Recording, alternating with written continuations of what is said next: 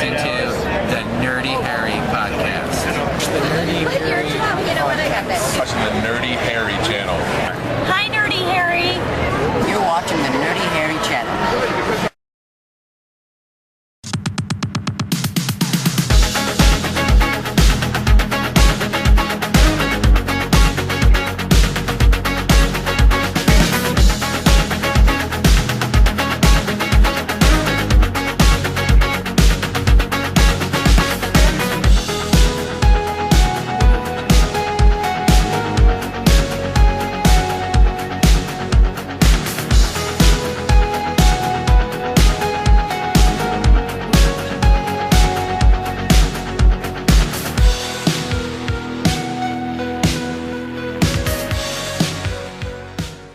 Hi everybody, welcome to the Nerdy Harry channel. I'm Anthony. And I'm Joey. And we are here with another episode. This week we kind of have a lot of stuff going on. We're in luck. I know, and we're live on location, sunny Southern California.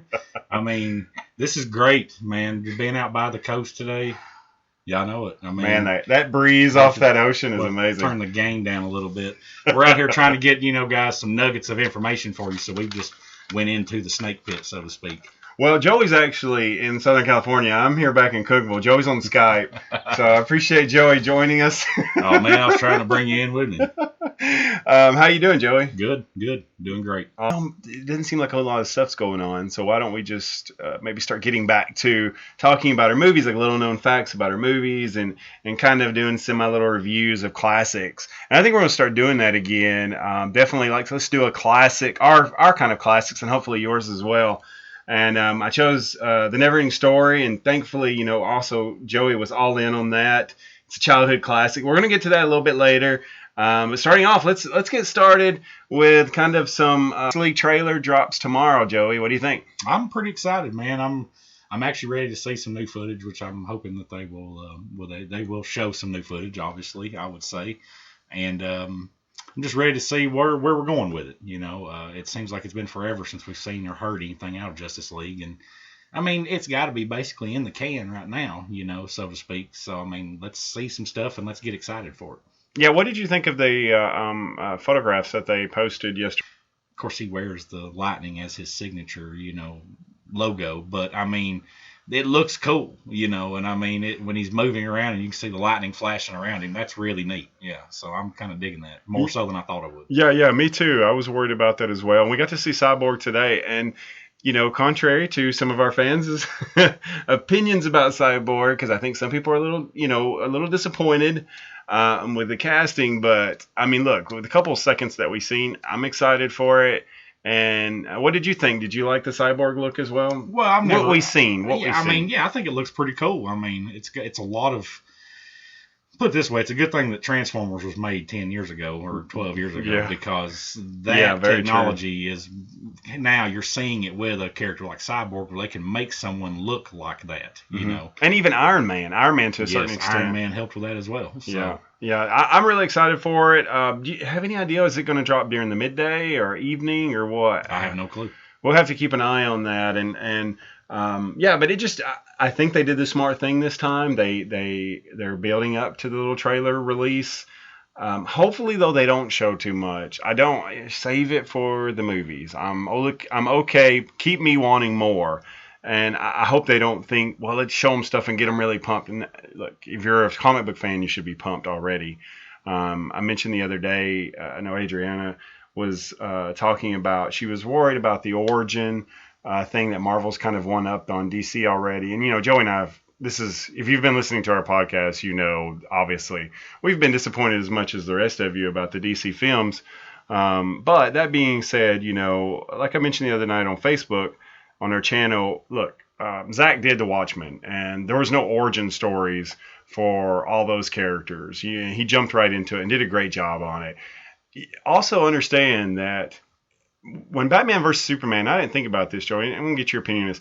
When Batman vs. Superman come out, Zach had to live up to one of the greatest comics of all time. Now, The Watchmen, he did a great job of. Yes. And Batman vs. Superman was good. It wasn't great, but that's a hard thing to live up to, the Batman versus Superman movie. I don't think he could win either way on that one. No. And this movie is more open for him to do what he wants, don't you think, or do you disagree? No, I agree with that to a point. I mean, I'm still not 100% sure he's the right man for the job. But that being said, I'm still willing to give him a chance to see what he can do in this one, because you are right. I mean, he should have a little more creative freedom this time around. The characters are more set now. We don't know who, Barry Allen is. We don't know who, Aquaman is. We don't know who Cyborg is, which, it's Ray Fisher's his name for those people who don't know that.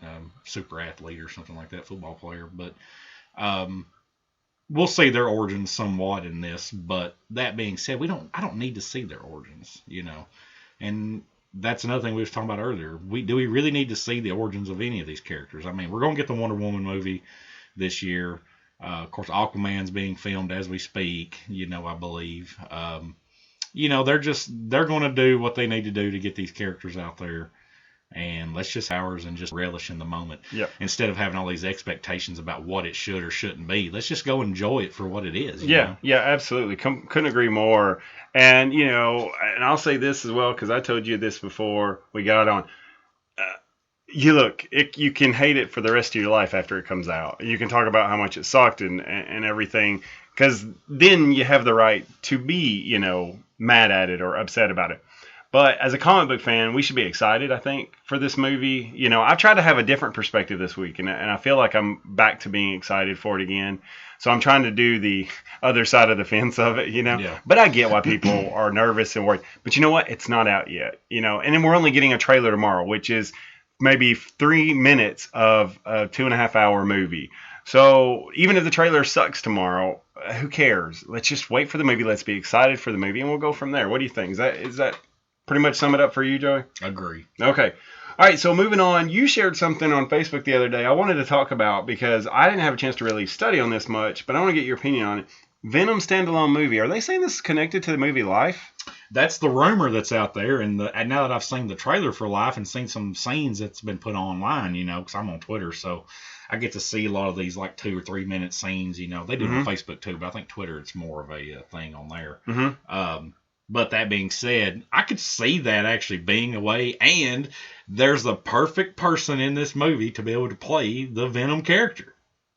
Jake Gyllenhaal. Absolutely. Yeah. And that's the way they could slide that in there. And you know what? If I'm not mistaken, in the trailers, it looks like Gyllenhaal's actually getting attacked by this thing. Yeah. Like it's overcoming him. So it looks like he's more of a bigger character than the rest of them. The way they do the trailer for the movie, it does. Even Ryan Reynolds. I know is it not doesn't. As big. I wonder if he's going to be one of those guys that just gets killed. Halfway through the movie. Yeah, like exactly. Yeah. Like makes you think, oh, he's in it. And now, is that what they're doing? I'm about 60-40 or 70-30 saying no. Mm-hmm. But it was an interesting 70 being no. Yeah. Exactly. Yes, but it'd be cool, man, if they surprised you. That would be the perfect way to, because look, from what I've read, Venom is not going to be tied in to Spider-Man. Mm-hmm. Okay, it's going to be like its standalone thing. So this would be the perfect way, sort of like a prequel that no one realizes is a prequel to this. Have you read much Venom in comics? No, other than just when Spider-Man comics, that's all. Yeah, because I was reading about him some the other night after you posted that, because I wanted to get to know more about him.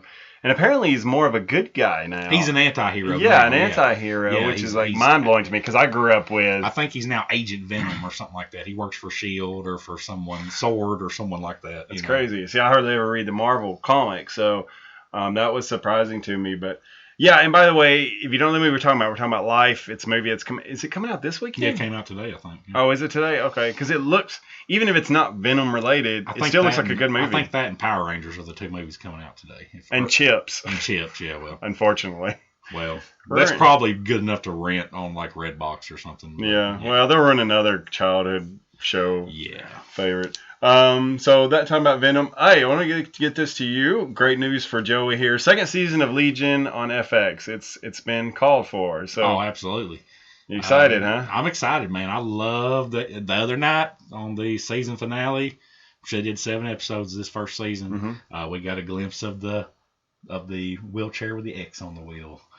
Just a glimpse. Wow. He knows now that his father was some powerful mutant who was enemies with the Shadow King, who the Shadow King is actually a mutant who's embedded in David Haller now, and he's been controlling him since he was a baby. And so you got the origin story of why Legion is, David Haller is the way he is. He's already a powerful mutant. But then, is the main character the guy from Beauty and the Beast? Yes, the guy who played Beast. Yeah, that's what I thought. He even busted out his English accent the other night. He was trapped on the astral plane with the villain. Shadow King is what we've come to call him now. I need to watch this on. Oh man, it's such a trip, man! It's a trip. I need to watch it. Like it's. Even though I'm not an Aubrey Plaza fan. But Aubrey Plaza is like the main part of the show now. I mean, like, you'll understand when you see her and you'll see what happens. She's not like her normal sarcastic self, is she? Kind of a little bit, but not like off of Parks and Rec or whatever. Okay. Is that what she's? Parks and Rec. Or was she on Community? She's like the same character in every movie. Yeah. But yeah. Okay, so great news for Joey. Second season of Legion, and I need to watch this. I've been big cliffhanger too at the end of it, by the way. I mean, you can tell there will be a second season. So. Okay, awesome, good deal.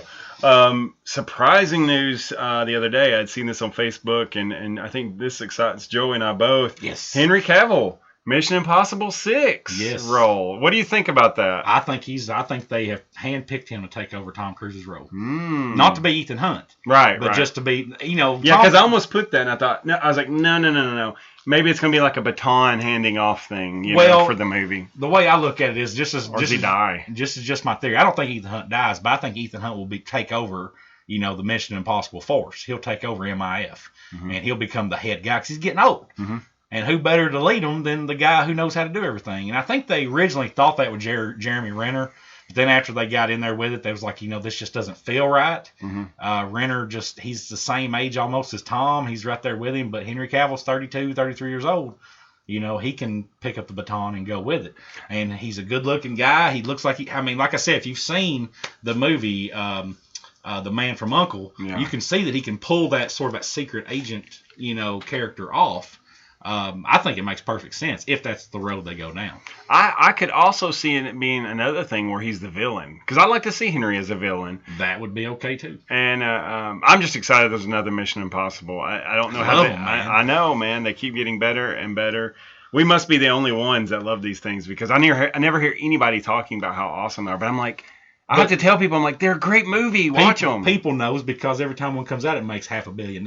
Yeah, that's true. all I need to know. That's true.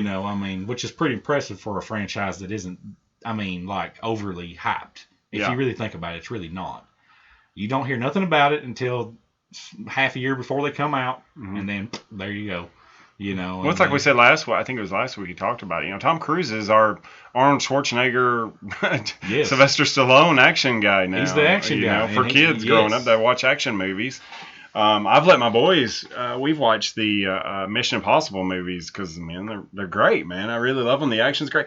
And, dude, they're family movies, in all honesty. They're not overly with the language. And the violence is not insane. It's not insane. It's just a good action movie. And the older he's gotten, the more he's actually embraced his age to the fact that they make it funny in a way. Yeah. Although, I'll tell you, man, me and Nicole spotted this. And Jack Reacher 1, man, when he's got his shirt off, his body looks a little funky now. I mean, it looks like... Well, he's 50-something years old. I know, but trying to stay buffed up. Well, freaking Schwarzenegger looked pretty freaking ripped at 60, so I mean... Yeah, but I guess Tom's just like, maybe he's half-buttoned it half the time, where he's like, I'll work out a little bit. Tom probably lets his weight fluctuate That's up true. and down, That's true. It was just weird, man. There was a scene where, like I said, it was in Jack Reacher 1, where he's just standing in the doorway there, and me and Nicole looked at each other, and I was like, his chest looks pretty funky. I mean, obviously don't look as good as we do, but... I know. I mean, no one can do that. Exactly. But, I mean, and Jack Reacher Never Go Back, I mean... Which is really good. It was a really good movie. It wasn't as good as the first one. It wasn't good as the first one, right. But it was still enjoyable. He doesn't really show that off, I don't think, that much in the second one, so... Yeah, that's true. And I doubt he will in The Mummy either, so... Man, when is that coming out? This year, this summer, man. It's like a July. I heard even nothing about it. Ever since the Super Bowl drop, I haven't heard nothing else. I know. It's been just absolutely quiet. Wow, we need to check in on that and see what's going on. Next time we need to talk about that. Okay, absolutely. My last bit of just hot topic news is Brad Pitt as Cavill possibly was mentioned. I'm digging it, man. I can see it. I don't. And now let's just say, to expand on that, Michael Shannon has been reportedly rumored as the lead for that. I like Brad Pitt better though than Michael Shannon for that role. I really do. I do on a comedic level, a humor level, because I think Brad and Ryan would play great together. I think those two on the same screen would have a lot of fun. They can play the sarcasm off each other very absolutely, well. But I'll say this. Cavill is an intense character. There's not a whole lot of humor to him. But I mean, look at that. You can kind of see Brad Pitt. We're looking at Cavill's #1 issue on my table here. Yeah. Yeah, but I see Michael Shannon? I do see some Michael Shannon, man. I can't envision it. I just see him being an intense dude. I'm not as big of a Shannon fan as some other people. Though, I am. I didn't like him that much as General Zod, personally. Yeah, it was okay. I mean, it was okay. I've seen a bunch of other movies, though, that he's just really good in. He's a good actor. He's a good actor, but is he a good superhero actor? There's a difference. Yeah. And it's hard to be a superhero actor. Ask Henry Cavill. Yeah. I mean, I think he does well as Superman, but yet a lot of people don't like him as Superman, even though he looks like he was born to play the Man of Steel. Yeah. But people don't like him, but yet you take a guy like Robert Downey Jr., who is a thespian, who is a master of his craft, and he plays a superhero character perfect. So, I mean, it's just Would you be okay if they replaced Henry Cavill as Superman? Or do you think... I think at this point that's silly to do. Mm-hmm. I mean, no. Do you like him as Superman? Yeah, I do. Yeah. I like him too. They just need to brighten him up a little bit. That's all. Need to give... I honestly don't think it's him. I think it's the writing. That's what I mean. Yeah. The personality's not there in the way that it was for Christopher. But with Christopher, we got Clark Kent. Yes. We've not seen Clark Kent really, hardly. And we're probably not going to see Clark Kent anytime soon either. I know. I agree. I think... Let's go ahead and speculate, because this is what we like to do on here. Justice League, do you think Superman's back at the end? Do you think that's the big surprise, or do you think like Green Lantern's going to be the surprise? Or could they just throw out all kinds of things during this movie, which would be great, by the way? I think Superman comes back earlier rather than later. No, I'm not saying like the first 10 minutes, maybe the first half hour, 45 minutes of the movie, then you'll see that the sighting of Superman, and then they'll go back to Smallville and see that his grave has been opened up or something. Long-haired Superman, you think? Nah, I'm not sold on that. I mean, because I don't think he's going to be. I mean, I just don't. Maybe not. I mean, I don't care either way if they do that or not. They don't need to do that for me. Yeah. I never liked the mullet. Well, I think they would do it just because of the return of Superman back in after the death of it. I never liked the look of that anyway. Yeah. The mullet Superman, but it's like, really? But why do you have to, his hair have to grow out? But so you think Green Lantern's going to be the big? I think Green Lantern will be the reveal in this, for because I've heard too many rumors. There's just been too many little. That Ari guy's apparently thrown out. I know we get back on the Justice League, but I don't care. It's our show. Apparently a couple weeks ago he threw something out on Twitter about a little Green Lantern hint again. So I wonder if he's the guy. From The Man from U.N.C.L.E. I think what will happen is that after. Either while they're fighting Steppenwolf and his forces, or right after the Justice League is about to go down, you will see the Green Lantern Corps show up, led by probably Hal Jordan. Yeah. And they're going to go, well, who's this cat? I mean, and we're going to go, who's this guy now? And I mean, he's like, hey, I'm Hal Jordan. We found out that you guys were fighting and we're here to help. Almost like that type of thing. And you get 4 or 5 Green Lanterns coming in, which that sets up the Green Lantern Corps for down the road in 2 or 3 years. Boom, you've got it on film. It don't even have to be the same guys, just the main character is going to play Hal Jordan or whichever. It'd be nice if they took a shot at Ryan too. I think. I hope they do take a shot at Ryan just for the heck of it. Yeah, and he would probably love it. He's still hammering on front movie. I'm like, no offense, Ryan. You signed up for this movie. You knew they were doing CGI bodysuit, which sucked. Yeah. I mean, because I actually, I know this is horrible to say as a comic fan, but I don't mind the Green Lantern movie. Because I think Ryan Reynolds is an awesome Hal Jordan. But it was just the way it was made. Yeah. I mean, but Ryan, guess what? Like, you signed up for that. You knew everything that they were doing. Now, I think it's funny when he takes the shots at it, because deservedly so. But it would be great for them to take a nice little shot. Whoever's Hal, just a kind of little shot at Ryan there. Okay, but other than that, as far as hot topics, those are things that are out there. I'll go ahead and tell you. I'll throw this out there, Joey, if it's okay. The Beauty and the Beast. I went and seen it this past weekend with my wife, and really enjoyed the movie. It's like a really good movie. I don't know how much you remember of the cartoon, but what was great about the movie is they filled in some holes, which was nice because if you really do watch a Beauty and the Beast cartoon, there's some things that they kind of just narrate, and then they go on to the story, and so at the beginning they kind of fill in some holes, and then they go to her little scene where she's singing in the village, and like they nail that. But the best scene in the movie, Nicole and I both after the movie oh, that is the best scene, is when Gaston's singing "Kill the Beast." Yeah. Like that's just like the cartoon movie, and Luke Evans, by the way, stole the movie. I mean, he is awesome as Gaston. That's what I've heard. And man, he is. You know who he is to me? He's a Sean Bean. He's a guy he's a heck of an actor, and you're not going to see him in these as this lead guy in movies. But he's just awesome as an actor, and everything he does is great. Like Sean Bean is awesome in Game of Thrones season 1, and you want him to live forever. And like in Lord of the Rings, he's awesome in the Fellowship and stuff. And I think Luke Evans is that guy, which Luke Evans is in the Lord of the Rings movies too. You just ruined Game of Thrones for people who've never watched it, by the way. Sean Bean? Yeah. Oh well, dude. Honestly, if they're listening to us, all three of those people that are listening to us, earmuffs. But I mean, look. Honestly, though, I think Luke Evans is one of those guys that. And by the way, if you listen to us, like Adriana, she's just started watching The Walking Dead the past couple of weeks. And I know, it's crazy. What do we talk about on the podcast? Almost every time The Walking Dead, I'm thinking poor Adriana's not watched, probably listened to everything we've been saying, or she doesn't listen to it and it doesn't matter. Yeah. But anyways, Luke Evans did such a great job as Gaston. Man, and I thought Disney just did a great job. Jungle Book was great. Still haven't seen Cinderella, I know, but the Beauty and the Beast was really good. Cinderella was good. Yeah, I remember you had said that before. But other than that, do you have anything else to add as far as topics or anything that's kind of big news to you this week?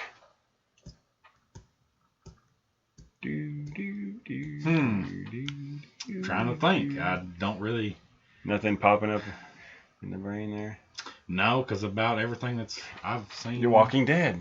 Let's talk about Walking Dead. Yeah, we can talk about the Walking Dead. We can walk about the Talking Dead. We can walk about the Talking Dead. Yeah, I don't watch Talking Dead anymore. I don't either. I just don't care. Yeah, whatever. I'm same way, man. Yeah. Same way. Yeah, I mean, it's just like a big butt kissing show is all it is. Absolutely. You know. All right, so you're a little more caught up now. You're just a week behind now. So, Morgan, this is cool. I'm enjoying. And by the way, if you haven't watched The Walking Dead recently or even this season, mute spoilers. Okay. But Morgan is awesome. I'm loving Morgan going back to his psycho self. Yeah. Because I just think it's getting old. The whole we shouldn't fight him. It's really. I know. We're not asking you to be a cold-blooded murderer. Killed some of your friends, man. Yeah. Straight up. Beat them to death with a baseball. I know, exactly, man. and so I enjoyed the Morgan thing. And now I didn't the week before that. I wasn't a big fan. I shouldn't say I was a big fan. It was an okay episode with Michonne and Rick. But I think Michonne's got to die at some point, right? Yeah. Well, no. Do you think they're gonna keep her around? I don't think Michonne's gonna die anytime soon. No. Because she's still alive in the comic books. So.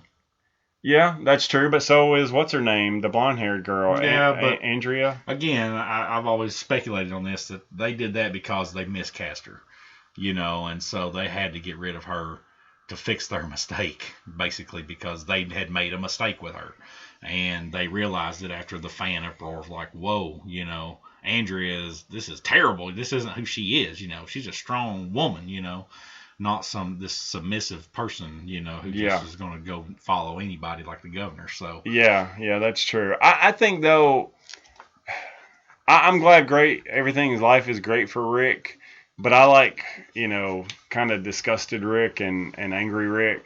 And even the other day, he's like, oh, or a couple weeks ago, and he was like, we can go a couple more days. Really? You've got kids at home? Yeah. Hello? Your baby daughter is at home, and you don't want to get back to her and make sure she's okay after everything that's happened at that place, and you don't want to go back and check? It was Just go a couple more But days. he is excited though about them getting ready to fight. He understands they. Now he's excited about taking Michon out there. And Well, yeah. I mean, I don't blame him for that either. I mean, come on. I mean, it is the apocalypse.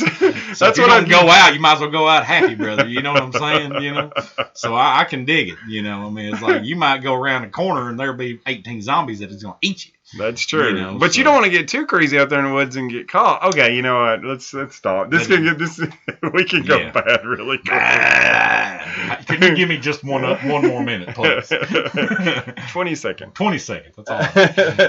But now I didn't watch this week, but I kind of read what happened. Can you you can go ahead and talk about, I guess, the Rosita and Sasha situation? Yeah, well, they reconciled. Finally, their little pity party amongst themselves about Abraham is sort of, they buried the hatchet. Yeah. They have they have done what they said they're going to do. They're going to go out and they're going to the sanctuary, right? To the sanctuary, and they're going to kill Negan. I mean, like, we know Negan's not dying. Okay, that's just going to tell you right now. Negan's signed till next year. He's not dying this season. He's not going anywhere. And but this is the end for Sasha, right? It's like the most obvious death in the history. I think in like the season finale, Sasha's dead. Yes. Yeah. Either she'll sacrifice herself or Negan will beat her to death too, because she's going to be the new lieutenant commander on Star Trek Discovery. So I mean, that's a big thing for her. She's going to be a headliner now, not just one of the cast. Yeah, she's which going is to good be for her. One of the stars. So I have a scenario for you, and I mentioned this to Nicole tonight because I don't think there's anything they can do that's jaw-dropping. Excuse me. I don't think they're leading up to anything jaw-dropping on this season. I think they messed up a little bit last year, and they kind of caused a little bit of uproar by building it up so much that they made people mad by and I don't think they're going to do that this year. I think they're going to wrap some things up, and then it'll be just on to the next season.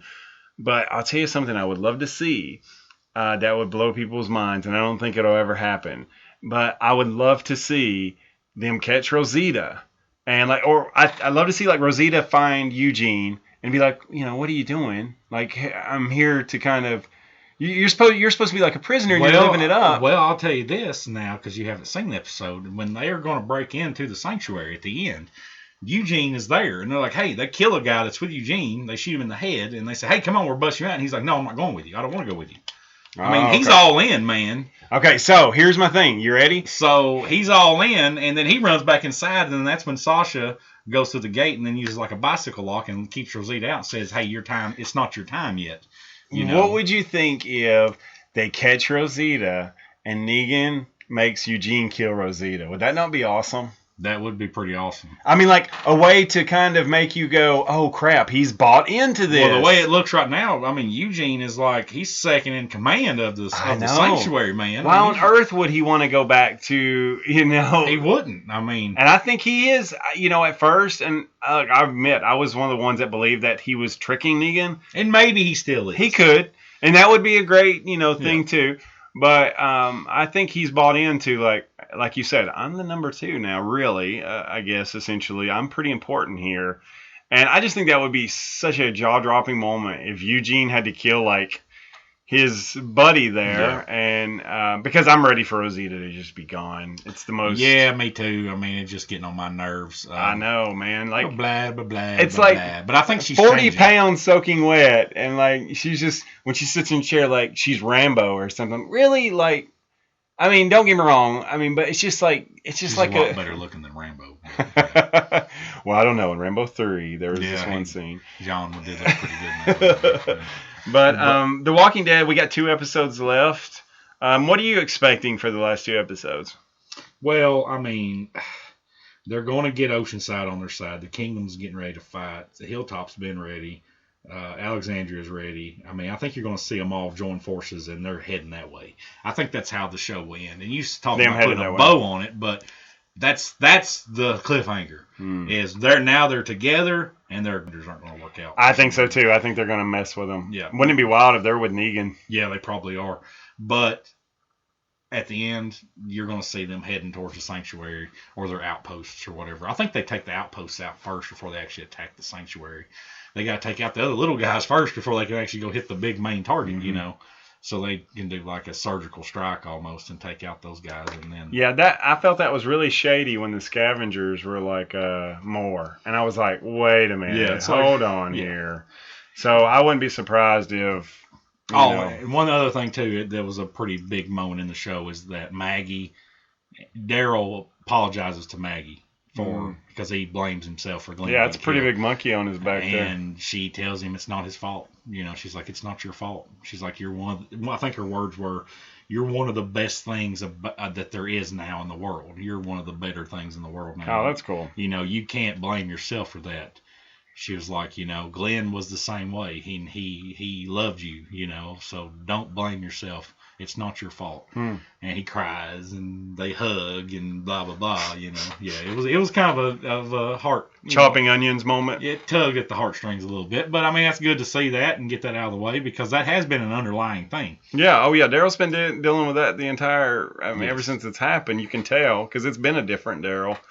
But like I said, we got 2 episodes to go and we'll find out what happens here soon. Now, moving on, let's I'm going to throw in some music here. Okay, yeah. See, we got music there. You can't hear it, Joey, but there'll be music there later on. I'm sure there will be. The Neverending Story.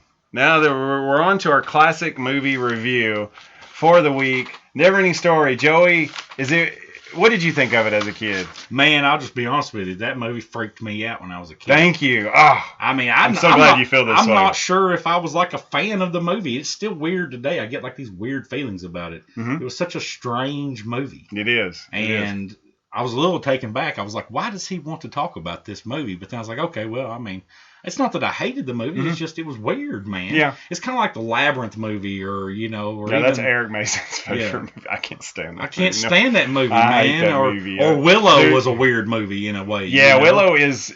I like Val Kilmer in that movie, but I don't like the movie. I don't like the movie either. Yeah, I mean, it's sort of in that thing. And, of course, I did a little research about it. I didn't realize that Wolfgang Petersen directed it. Yep.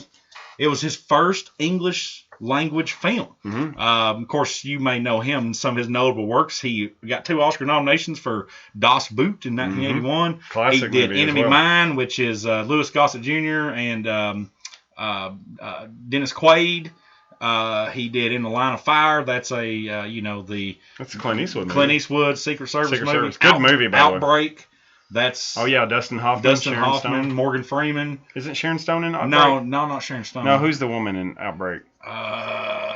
Who is it? I can't think of it now. But anyway, I know Morgan Freeman's in it, and Air Force One. We just talked about that last week, which was kind of weird. Mm-hmm. The Perfect Storm. George Clooney, Troy, Brad Pitt, and then Poseidon. He redid. Which I like Eric Bana better than Troy. Yeah, he was a lot better. Yeah, and he's another one that's like that. What happened to Eric Bana? Well, he played the Hulk and he played Dr. Manhattan and with his penis out, and that was the end of it. No, that wasn't Eric Bana. Eric Bana wasn't Dr. Manhattan in The Watchmen. That was the guy who's going to be in the new Aliens movie, Dr. Manhattan. Oh, that's right. That is right. It's not Eric What Bana. is his name? Oh, yeah, that's right. I've messed up on that. Eric is, though, you got it right on the Hulk. Yeah, he was the Hulk, yeah. In the movie... They look alike, though, now that I sit here and think about it. But, yeah, that's not him. The guy who played him in the movie was Billy Crudup. Yeah, Billy Crudup, yeah. Which his best movie is the one about Prefontaine or whatever. Yeah, which I like. Big Fish is pretty good, too. Big Fish was good, yes. That's probably one of my favorite Tim Burton movies. Big Fish? Loved Big Fish, man. It was one of those strange movies. Ewan McGregor's good in it, too. Absolutely. Really, another underrated. And, by the way, he was in Beauty and the Beast. Yeah, he played the lamp, right? Yeah, what's his name? Lumiere, yeah. Lumiere, yeah. Yeah, that's it. Okay, so what else do you have on the Neverending Story? Things that maybe just a couple things about the movie, like I said, in general, and then I'll let you talk about the characters. No, you're fine. Go ahead. At the time, it was the most expensive movie ever produced outside the United States or the Soviet Union, which was 1983, I believe, 83, 84. The author, Michael Ende, which was a German author, he sued because he was upset that the movie deviated from the spirit of his book. Hated the book. He hated the movie, yes. He wanted to change the name and everything. And he wanted his name out of the credits, even though they still put it in there. They still put it in there, which he should probably thank them that for now. No kidding. And I didn't know this too. The film actually is only the first half of his book. So I'm trying to figure that. Of course, it is a never-ending story. So I mean, it's still going to this day. This is the song that never ends. Yeah. Yeah, I thought that was really interesting on some of the research I did on it. Michael Eend or whatever. It's a 1979 book. The movie came out in '84. I think one thing that stands out to me in the movie is the song. I think the song is just as popular when you think of it as the movie is. Probably, yeah. Let's see. What do I have? The dad in the Neverending Story, Gerald McRaney. Yes, he Major was. Dad in Simon and Simon. I'd forgotten that, man. Which that's what he was on at that time, was Simon and Simon. I know. Let's see some of the characters from the Neverending Story. These may be familiar to you. You got Bastian. You know his name in the movie was Bastian Bartholomew Bucks, Triple B. Triple B. I like that. And that is like the worst name in the history. Bastian Bartholomew Bucks, B-U-X. But hey, he's the hero, though. Yeah, that's true.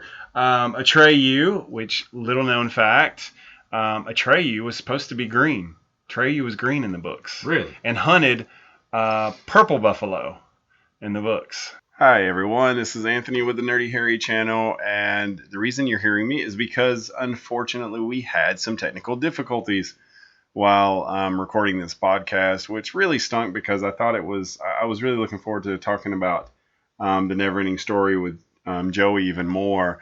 But I'll go ahead and kind of wrap it up. I'll throw a couple things out there that we had found in our research here. One thing, we were talking about some of the characters. Obviously, we mentioned Bastian, excuse me, and played by Barrett Oliver, and Atreyu, played by Noah Hathaway, and obviously there's Falkor the Luck Dragon. One thing that was really cool, and I wanted to throw this in there, that Falkor the Luck Dragon, Gamork the Wolf, the Rockbiter, were all played or voice acted by a very interesting 80s cartoon icon, and that was Skeletor. So the guy who actually did the voice for Falkor, Gamork, and the Rock Eater was Skeletor. Hey man! Sorry, that was my crappy impression of Skeletor. But Gamork the Wolf was like traumatizing to me. I hated Gamork. Gamork messed me up, as silly as that was with the puppetronics, if you watch it now. But even now, it's still actually pretty cool to see on there. But a couple other things I want to throw out there. The Empress, obviously Bastian had to, yell out a name for the Empress. And as far as I can remember on the movie, you actually don't hear the name of it. But in the book, the name that Bastian yells out for the Empress is Moonchild. It's like, Moonchild. Of all the awesome names in the world you could have named the Empress, you went with Moonchild. So, yeah. A couple other things. Steven Spielberg actually helped Wolfgang Petersen cut the U.S. version of the film, which is actually 7 minutes shorter than the German version. And afterwards, Wolfgang Petersen gave Steven Spielberg the Orin, the necklace that Atreyu wore. And Steven actually still has it in his house, apparently, reportedly. It wasn't there the last time I was there. I didn't notice it, but, I don't know. Maybe he just moved it and put it in the bathroom or something, the guest bathroom. But the one thing that I thought was really cool is the Ivory Tower scene near the beginning of the movie, where all the Fantasians gather together to meet and to figure out what they can do about the nothing. Is if you look carefully, I guess in the pictures, reportedly, if you look at all the Fantasians still around, Yoda, Mickey Mouse, Chewbacca, C-3PO, the Ewoks, E.T., and Gumby are standing with all the Fantasians. You can see them all over the crowd there. So that was pretty wild. That was mind-blowing that I never even remotely noticed that. So pretty cool, So that's pretty much it that I have for the Neverending Story as far as little known facts or maybe things you might not have noticed. Yeah, I love this movie. It was a classic to me. I remember growing up watching it in elementary school, and Gamork, like as I mentioned before, just scarred me. He was pretty freaky to me as a kid, and those animatronics was just so cool back then. And the scene where Artax sinks into the sand, that is the most, that's the most gut-wrenching scene as a kid that I remember. That was one of the scenes where I was like, wow, the Neverending Story made me confront death, the topic of death, which was really wild. But it was a really deep movie. Watching it the other night with a family, I was thinking, man, this movie is really deep. Bastian's dealing with a lot of emotional things with his mother passing away and stuff, and his dad's kind of hammering on him about, don't pay no attention to fantasy stuff, focus on reality. And so, it's a pretty deep movie as an adult when you watch it. It kind of loses its, fantasy. You just see more of the emotional element in it. But yeah, now obviously one thing that I thought was wild, and is one of the reasons Michael Ende or whatever, the guy who originally wrote the book, did not like the movie, as Joey and I mentioned earlier in the podcast. But Michael didn't like the scene, obviously, with the topless sphinxes that Atreyu had to run through, which is, not surprising considering it's supposed to be a kid's movie. But yeah, so that was one of the other reasons he didn't like the movie, besides the fact that he said that he felt that Wolfgang Petersen just didn't get it, didn't understand the book. So that's pretty much it. I wish I had more to add here. So this is just me talking, so I'm just rambling right now. But I am sorry for the technical problem with the podcast. I'm having issues. Unfortunately, a couple weeks ago, my pet, my dog, Boston Terrier, was down here in the podcast room and got tangled up with some of the wires and pulled my computer off the table. And voila, a computer that's worked unbelievably, amazingly great for 3 years now is giving me serious problems. Violence technology, not good. You know the movie? Jurassic Park 2. Okay, so I'm going to go ahead and wrap it up now. I enjoyed the episode with Joey as always. I think we got into some good topics there. We're going to talk about it more next week, but today the Justice League trailer dropped, and we were texting a little bit back and forth, and we loved it. I think it looks great. I love the sound, the music in it with the white stripes again. And the cover of Come Together, which was really cool. I thought it went really good with the trailer. And I think the person who is interesting to me that's going to probably stand out, it seems like, in this movie, because I liked what they did with him in the trailer, was Aquaman. Jason Momoa seems like he's really up to the task now of playing this character. You're gonna see a different kind of Aquaman. And I just thought the trailer was really awesome. I know when I checked it earlier, it's 9:50 right now that I'm recording this, but I checked it about 2 hours ago, and it was already up to 10 million views on Facebook, and it's not even been 12 hours before then. So that's good. Good for DC, good for us as fans of comics, and so hopefully, we have more to come as far as just good movies. Not just good DC movies, good superhero movies, good nerd movies. That being said, guys, we're going to try to do another classic next week. Hopefully we can film next week if the computer's still doing okay. And thank you as always for you guys listening to the podcast. Greatly appreciate it. Thank you to Countdown to Geektown and all their support for our channel as well. And continue to listen to those guys. They do an awesome job as always. And thank you guys for your support and for your comments on our Facebook page and likes and shares. We greatly appreciate it. And Joey and I do this, as we mentioned before, because we enjoy it, but it's so cool to know that you guys do too. And so thank you all, as always, for your support. That being said, I'm going to go ahead and wrap it up now. So I'm Anthony, and Joey's not here. And guys, thanks so much for your support, and have a great weekend and have a great week. As Joey likes to say, stay nerdy.